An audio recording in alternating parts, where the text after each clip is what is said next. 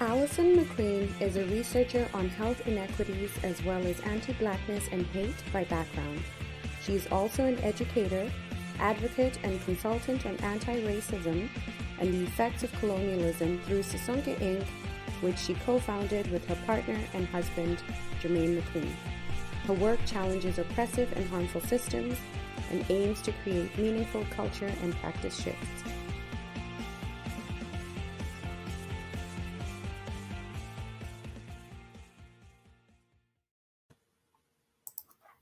Welcome, everyone. Welcome to our first live series for 2023. I guess it's fitting for me to say Happy New Year because I haven't seen you since now. So Happy New Year and Happy Lunar New Year. My name is Sisonke Inc, and I am the Director of Marketing and Content here at BIPOC Executive Search. Before I get into today's live series show, we have to do our land acknowledgement.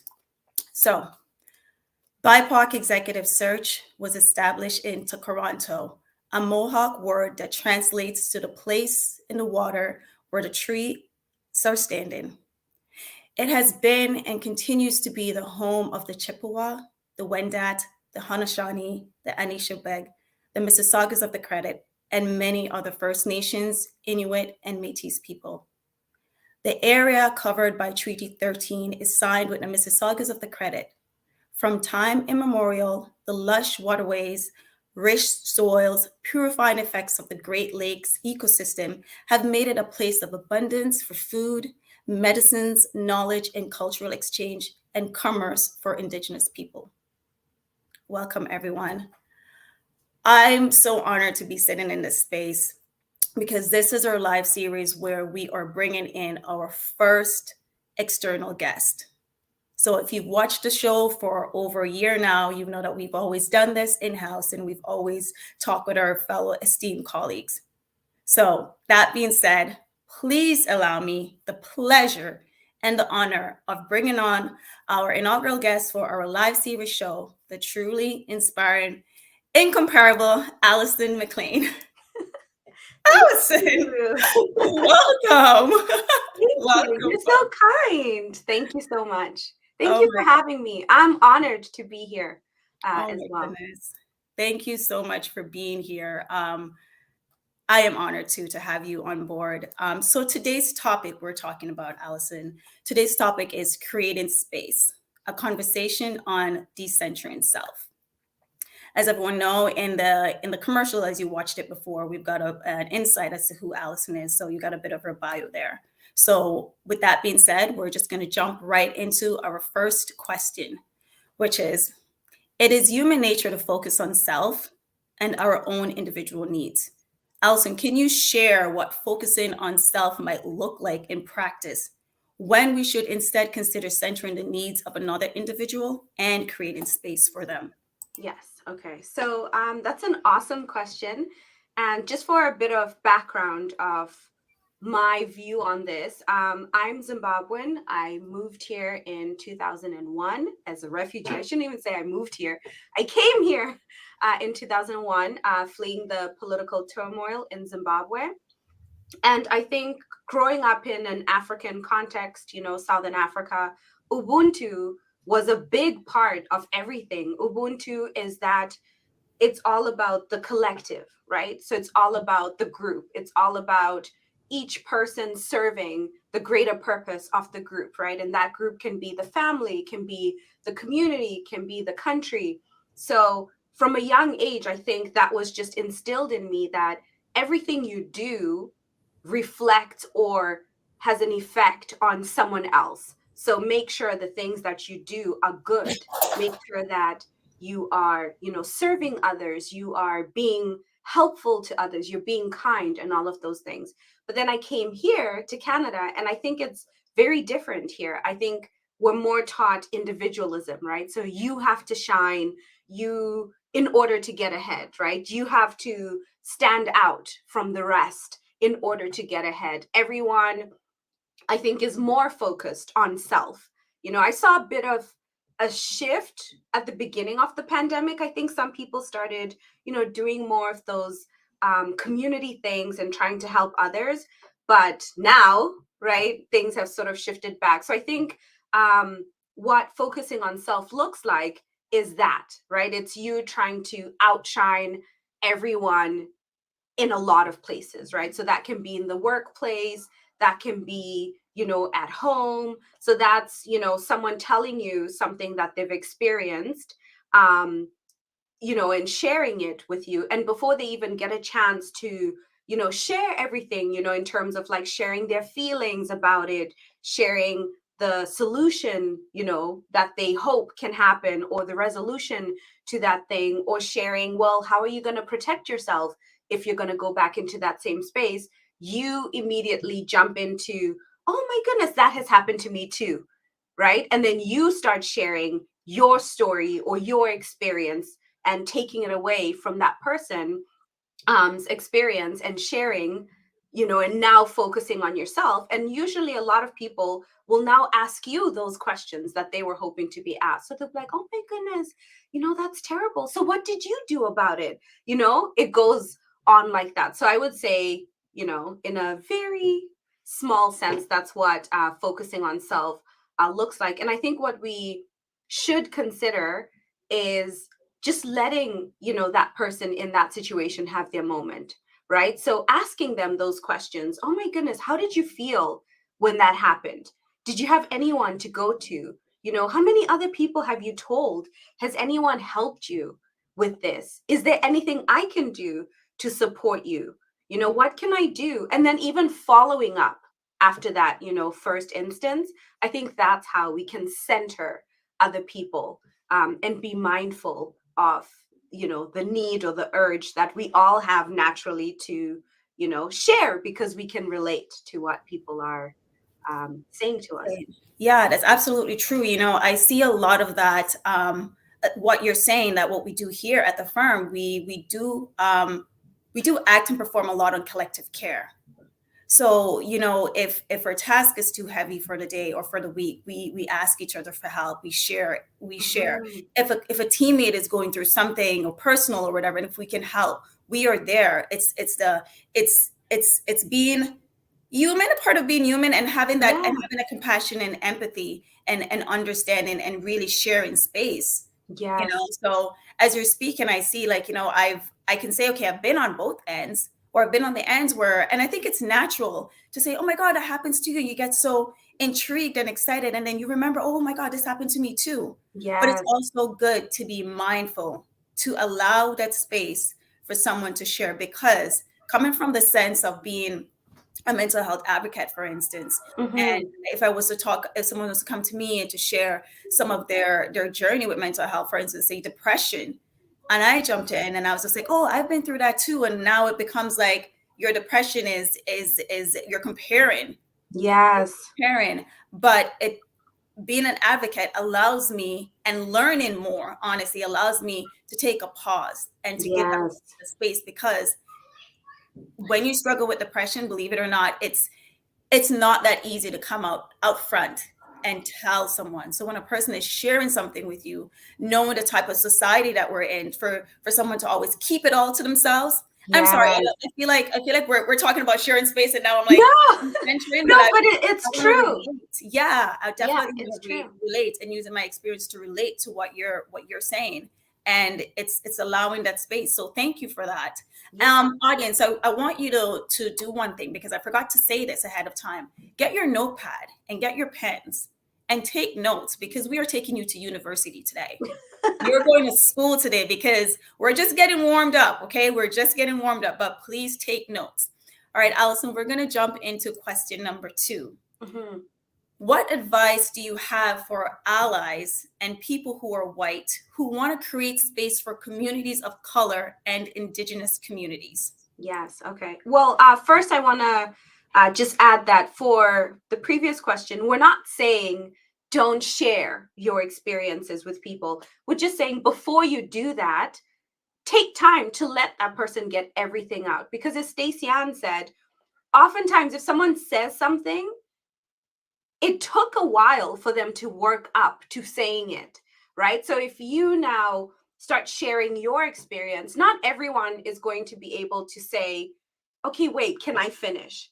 Like with my sister, for example, or my mom, if I'm sharing something and then they get excited and start telling me their thing, I can say, I wasn't done, right? But with most people, I'm not going to be comfortable to say I wasn't done. And then that takes away from the sense of safety that I had in initially going to that person, right? So this is not a don't ever share your experience. This is just, leave space for that person first, right, to get everything out and ask questions about it and do all those things. And then, you can share your stuff as well. And then for your second question, I think what I would say to allies and people, who are white, who want to be in solidarity and support of BIPOC and Indigenous communities, I would say be uncomfortable, right? Because I think a lot of things are going to be uncomfortable, right? So it's not about, I think also another human instinct is if someone tells me a problem, I think I need to give them a solution, right? So sometimes if someone says something to you, they just want you to listen. Or maybe you're just supposed to support them in coming to what's comfortable for you approach, right? So you can do that by asking good questions, right? So how did that make you feel? Wow, what would you be comfortable doing? How can I support you? So ask those things, don't tell, right? Because you might say, oh my goodness, I'm going to go to HR right now, but that's not what the person wants, right? So you have to listen to that person, you have to affirm their experience and try not to gaslight them, right? So I think this applies to everyone, not just, white people, but all allies. If someone shares something about their experience, and maybe it's something based on a certain way that they identify or something, and you don't relate to that or experience the same things, don't say, I don't think it was that, right? Don't gaslight them or don't minimize or say, but you know what? That person is such a nice person, or that organization is so progressive, I don't think they meant this, it's probably a miscommunication, because that minimizes someone's experience, and again it takes away that sense of safety that that person was hoping for in coming to speak with you. So I say sit in the uncomfortable, right? So if they say things that are uncomfortable to you because you feel, for whatever reason, right, you feel uncomfortable, you have to later on, be introspective and think about, wow, why did it make me uncomfortable when they said this person did this to them, right? What beliefs do I have, or what ideas, am I so committed to, or have I bought into so much that when someone said this out loud, it made me uncomfortable? Because I think a lot of times we don't want people to say those things that make us uncomfortable. We don't want to feel like we're called out. So sometimes even we react in certain ways to sort of, like assuage our guilt. You know what I mean? So if I feel like, oh my goodness, this person said they've experienced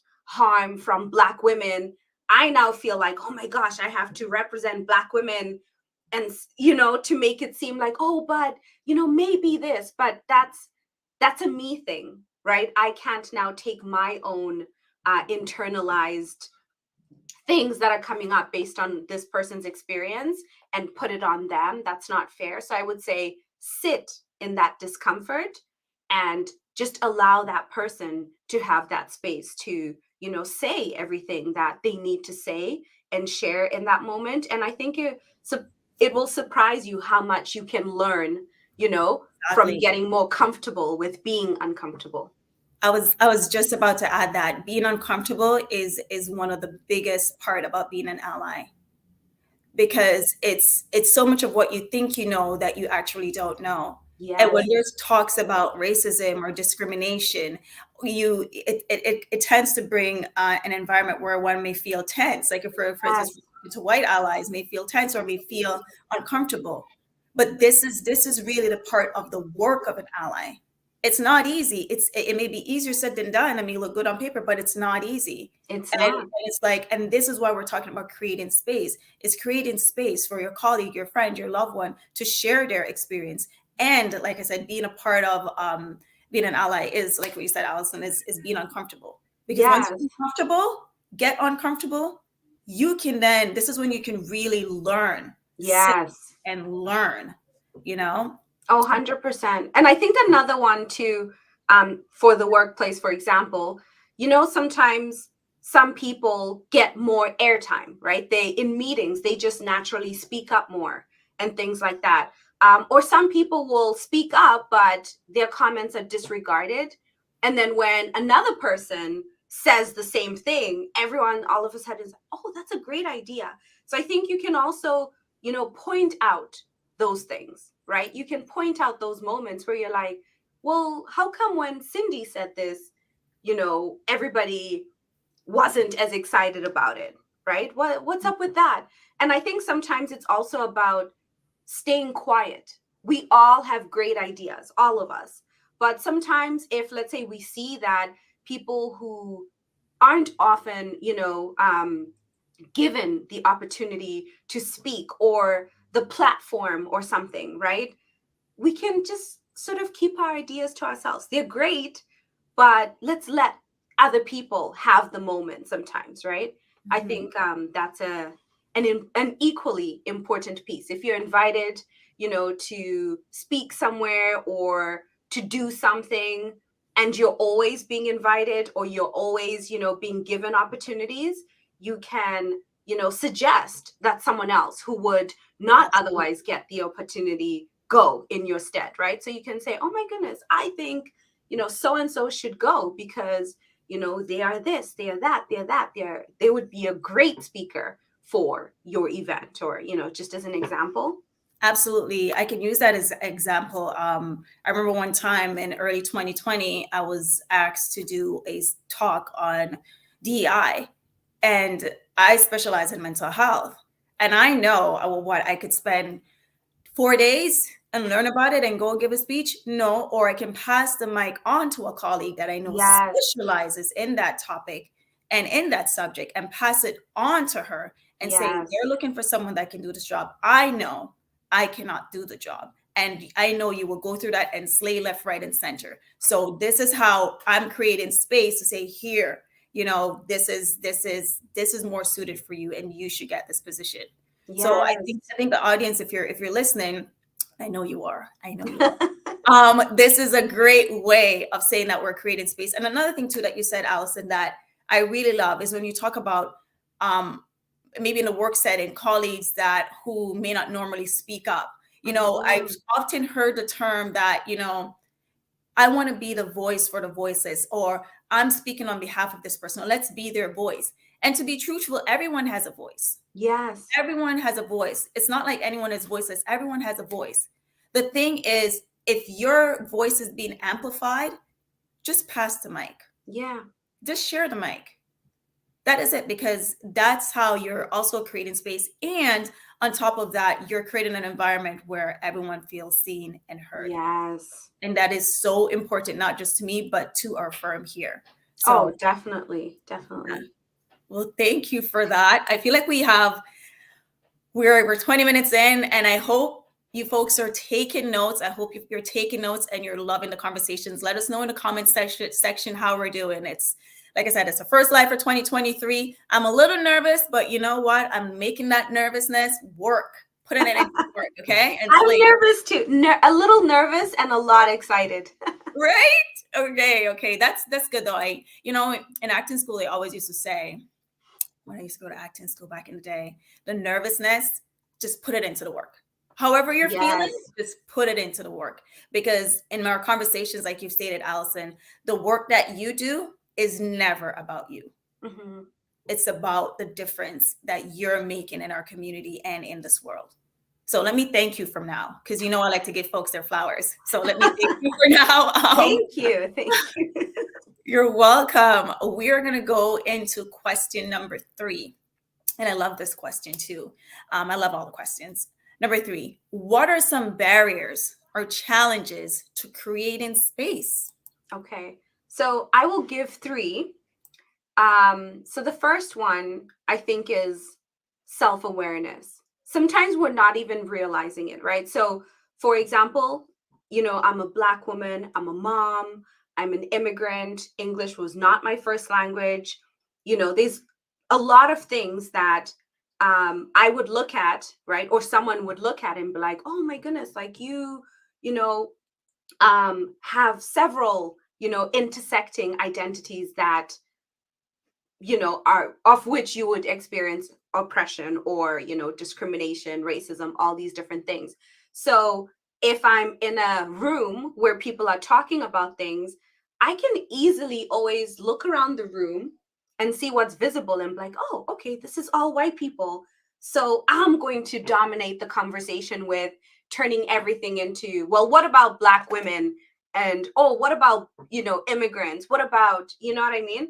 And I think having self-awareness that, you know what, they could be other things. There are other people in the room that also want to share ideas about things that I might not be able to see just based on looking at them. So creating space is also about that, right? Being aware of, wow, like, am I always going into spaces and using well, I experience oppression here, here, here, here, here. So whatever I have to say, because it comes off that way, right? Like, oh, whatever I have to say, because I'm experiencing more oppression than you lot in the room, is more important. That, like, having that self-awareness, like, are you doing that? Like, even as someone who experiences oppression, right? Both in individual conversations, but also in, rooms that you're in. And I think another one is you're going to lose something sometimes, right? In order to do the work, you have to put yourself at risk. Sometimes creating space means, not taking a position because, let's say, you find out that there's a candidate who's just as qualified as you, but is someone who otherwise would not get this position. You know what I mean? Because sometimes we see situations like that where they're like, oh, this person is great, they have a degree, they're ticking all the boxes, and then someone else who got to this position through other means, right, through breaking through several barriers, you shouldn't be an additional barrier in that situation. So sometimes you're going to lose something because sometimes you have to look and be like, you know what, I would love to take this position, but I think it should go to someone else. You know what I mean? I think it needs to go to someone who experiences more barriers, right? More discrimination, more lack of access to things than I do. And I think that's such an important thing to say out loud, because I think a lot of us, me included, right? Sometimes we have there's this scarcity mindset, right? Like, oh, there's not enough work, so I need to like hoard as much as I can so I can build up enough resources to last me for when this dries up, right? But I think sometimes even in that, like, that's why I'm saying, even as people who experience barriers, people who experience, a lot of oppression and challenges and all these things, it's important also to sometimes realize that, oh my goodness, I'm a barrier, and I need to step aside. And I just want to share this story about how I learned this and realized it in a big way. So last year we had gone to the UK to visit my dad's family. Most of them are there.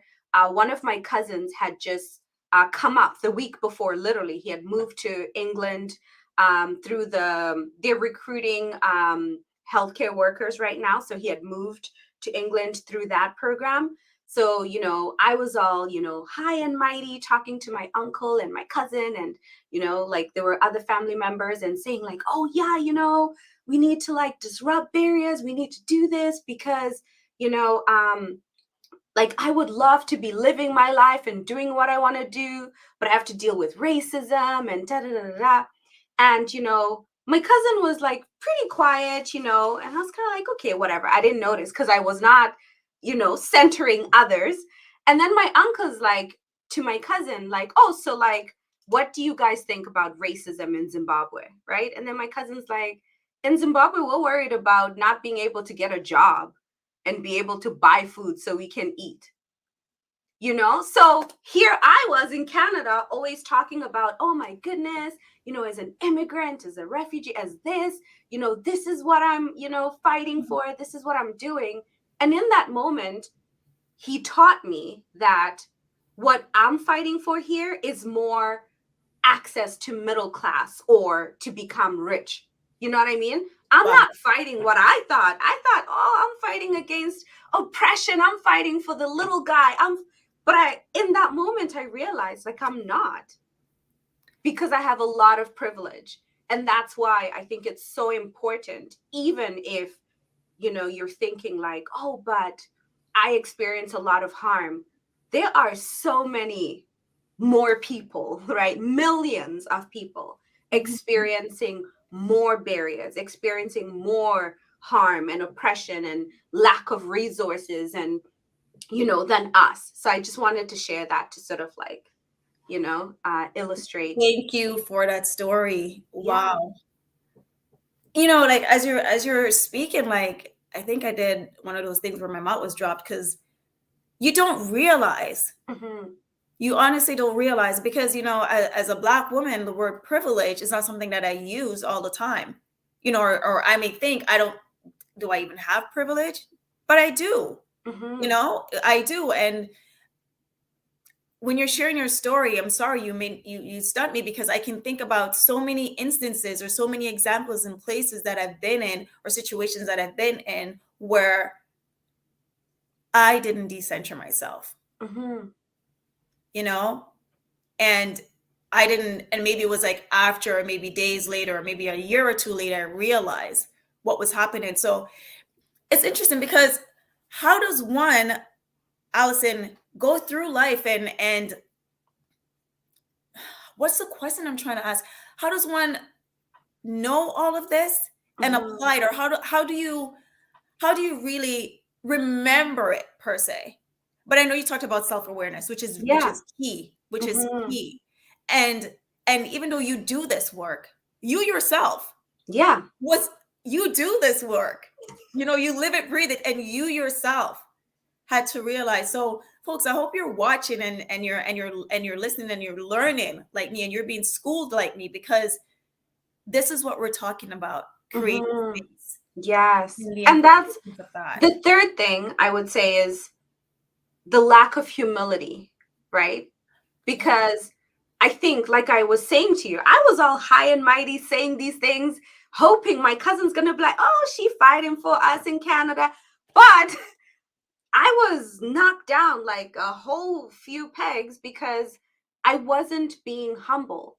And I think for all of us, if we're doing that, like self awareness, linking to giving up something, it's going to look different in every situation. But if it's about the work, right? You have to give up something several times, not just, and this is little things and big things. And then it's just, be humble. You know what I mean? Like in that, like think about, like always try to remember like the humility piece, right? Don't get so far ahead of yourself in whatever situation to forget that I still have something to learn too. Because I think sometimes, you know, we think like, I know more than everyone else in this room about this, about this topic. But like you don't, because there's levels, you know what I mean? There's levels to all of this. There are so many levels. I'm going to bring it back home and bring it to our firm here. The brilliance of our team members. So Mm-hmm. we're 20 members deep right now, and the brilliance that everyone brings. Sometimes when I'm sitting in team meetings and I'm hearing folks speak, it's just like I'm humbled by what Mm-hmm. you're doing, because I see how everyone brings through their lens. It's not about me. It's Mm-hmm. about the work that I'm doing. And it's such a beautiful experience to honestly be in our work meetings and just to listen. I mean, you briefly met Jason this morning, Yes. and I mean what Jason has accomplished. Like The humbleness that he brings alone, the feeling of you walking into a space and feeling so welcome and not Yes. intimidated. This is what we're talking about by creating space. You can have all the accolades in the world. It doesn't mean anything if your accolades are just about you or what you're doing is just about you. Yes. It's knowing that you are making a difference. You are creating the space. You know, Martin Luther King, Malcolm X, they walked so we can run. They trudged so we can, like Yes. all our ancestors. We are here today. We are doing the work because doors were open and space, like literally carving out. Yes. Making the road for us to be here. And so Yes. I love that last point of being of the humility that one should. So Definitely. thank you for these 3 points, Alison. Again, folks, I hope you're taking notes and I hope you're listening. Let us know if you're watching on LinkedIn. Let us know in the comment section how much you're loving this conversation and how much you want more. Okay. And by the way, Yes. before I get into our last question of the day, I want the audience to take a look at the screen, what's happening right now. So there's something a little bit amiss. We made a joke about it earlier. Alison is in green. My girl behind me here is in green. Yes. I'm engaged. I missed the memo. I did not get the memo that it was going to be a green day, but it's all good. It goes. We made a little joke about that, so I wanted to share. I hope you guys laughed. I hope you all laughed. Okay, so we're going to go into question number 4. And it goes like this, Alison. Can you, because now it's about you, can you talk about the work that you do more broadly and what you hope to achieve through your work? Please. Yes. Okay. So before sharing that, I want to share a bit about what brought me to this work, because I think it's important. Yes. So, you know, I mentioned already, I'm an immigrant, to Canada. And I think for a long time, I bought into that idea. If you work hard enough, you can do it, right? Anything is possible here. And so I did that. I worked hard. I was in my books. I went to university. I did all the things. And then I ended up getting into research. I was fascinated by the human body and sciences. And so I got into research. And a few years in, I hit the glass ceiling, right? And no matter how much I worked, no matter how much I did, I just could not, like overcome that or break through it. So it became really frustrating, because then now I'm like, wait a minute, like, I've done all the things. Like I'm being, the good student, and, I'm doing my work. I show up on time. I'm always like looking for like I'm doing extra, I'm going above and beyond. And that's when I started to realize that race really had such a huge effect on it. And I feel like as, immigrants, like sometimes our experiences with, racism in the countries we call home, like where we come from, are different from when we come here. So when I came here, I was like, oh, like snap, like, wow, okay, this is real. And this was in my adult life that I realized I couldn't outwork racism. So then at that point, that's when I started, on the side of my desk, advocating and speaking up, like, well, you shouldn't design your research this way because it excludes, these people in this way. Like, and it was obvious things. It wasn't even like I was a brilliant mind, it was obvious things where it's like, well, that's not going to work, that's not going to work because this. And that's how, I got started. And on the other side, as you heard in the beginning, my partner, Jermaine, he also, peaked early in corporate, was doing great at a young age. And then that glass ceiling. So he was also getting frustrated, and we would both like complain to each other. And then that's where, Sisonke came from. We decided, let's start like consulting, let's side hustle, let's side hustle because we are underpaid and underemployed. Let's side hustle. And I think that's something a lot of people can relate to, right? We side hustled, and it's just grown and grown and grown. And I think the reason it's done well is because we're moving in alignment. So we have dealt with so much racism that like we don't want to work with clients who are not ready to do the work because the work is hard. So why would I want it to be harder? Because now I have to convince you of each instance of racism or each instance of discrimination or each instance of harm. Like, I don't want that. I think that's very important work that is crucial to the work I do, but I do not have the mental capacity to Yes. prove my worth or someone else's worth as a human being, to someone else. So what we do is we work with organizations across Canada, actually across the world, and we Yes. help them to operationalize equity. So we do equity audits. I have a research background, so we work with a lot of data, and then we can help identify areas where they can improve and where they can inject a lot of equity, and we help them build frameworks that are include a lot of intersectional approaches, but also anti-oppression and decolonized approaches as well, because I think everything that we do now, obviously we all live in the system, so to a certain extent, to a large extent really, you have to work within it.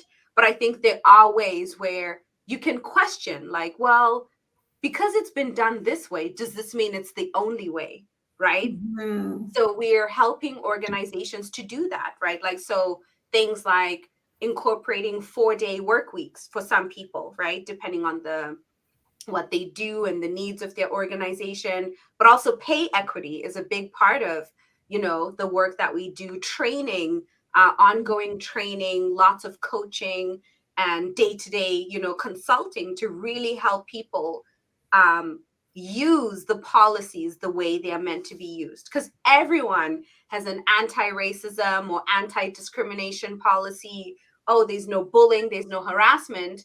But when people report those things, they're gaslit and told it didn't happen, right? So we help people to actually operationalize equity, which is for a lot of people, it's already in the policy, but it's helping them realize that you're not doing it. And because this work can be stressful, as a creative outlet, we have a podcast. It's called Sisonke Yes. Podcast.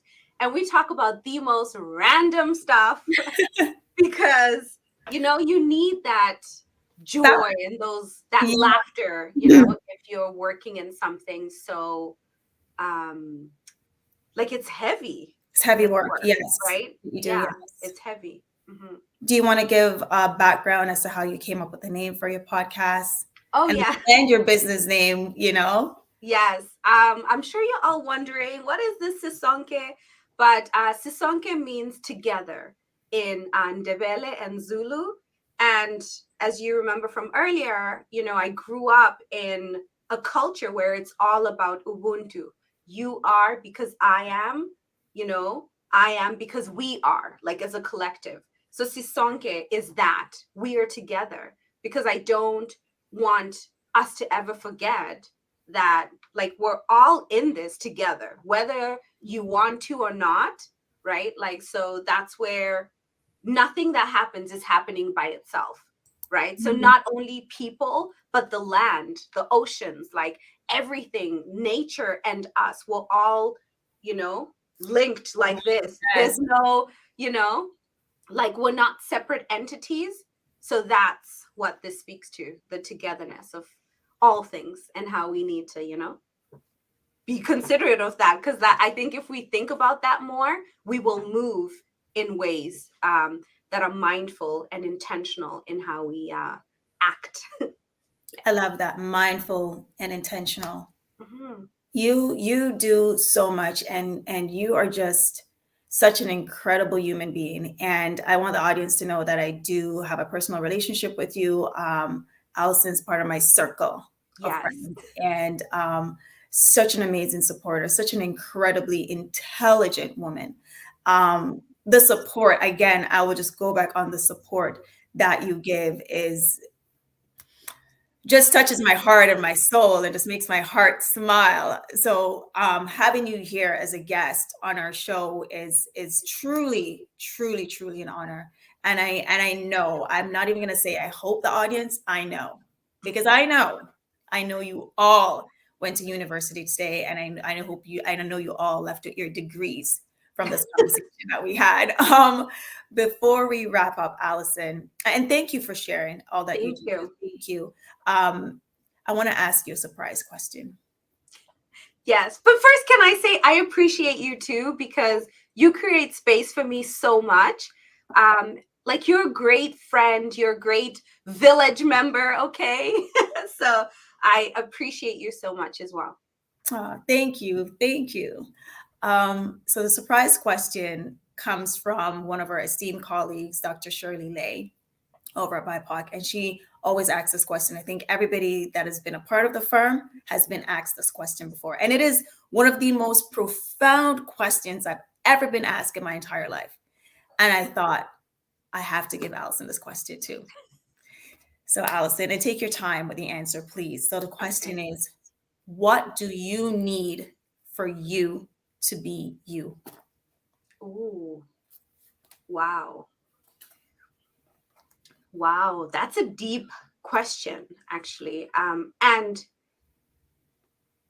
I don't think I have an answer for it, because it's actually something I think about a lot. Because, as I mentioned, if I hadn't experienced so much barriers and so much, racism and all of these things, I don't think I would be in this work.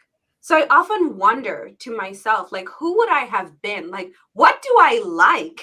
You know, because I haven't been able, I will never be able to know, right, who I would have been, because there's so many things about me and how I act and how I present to the world, that are because I want to be safe. I am friendly. I, smile a lot. I am, that person that if people go, people always talk to me. You know what I mean? Yeah. I'm inviting, but it's because I had to do that to be safe. So I don't even, wow. Right? Yeah, it's such a, wow, it is a profound question. What do I need to be me? Wow. I feel like maybe it is radical safety, right? Because it would have to be radical. It would have to be at home, right? And outside the home. And I say at home because, as a, Black person in Canada, like, people can get bothered because you're in your backyard grilling. You know what I mean? So I want to say that, because that is real. Like, when I'm in my neighborhood and taking a walk, as you know, Stacey Ann, I love to be outside. I love Yes. hiking and even just walking the neighborhood. But when I do that, I have to think, like, okay, wear bright colors. Don't wear something dark, right? Because I have young kids too. So I'm walking with my kids. So of course I want to be safe. Don't wear a hoodie, like, over my Mhm. head. I have to think, don't go late at night. Like, I don't walk in my neighborhood in the dark, period. Like, because I don't know that I would be safe.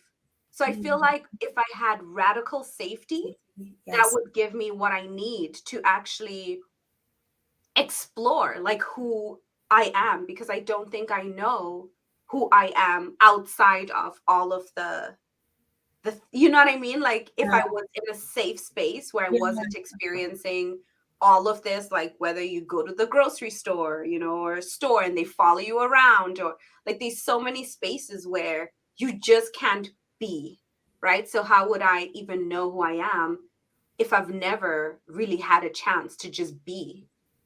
So Wow. radical safety. Wow. Wow. I think it's probably the first time I've been left speechless. I honestly, thank you. Thank you. Thank you, Allison. Thank you for everything. Thank you for coming on board and sharing space with me today and with the folks that are watching and with our firm. Thank you for your answer. Thank you for all that you do. because I know the work that you're doing is paving the way and opening doors for tomorrow, and for our folks for tomorrow, and for BIPOC folks that can walk through those doors. So thank you so much for everything that you do, and for everything that you and Jermaine do.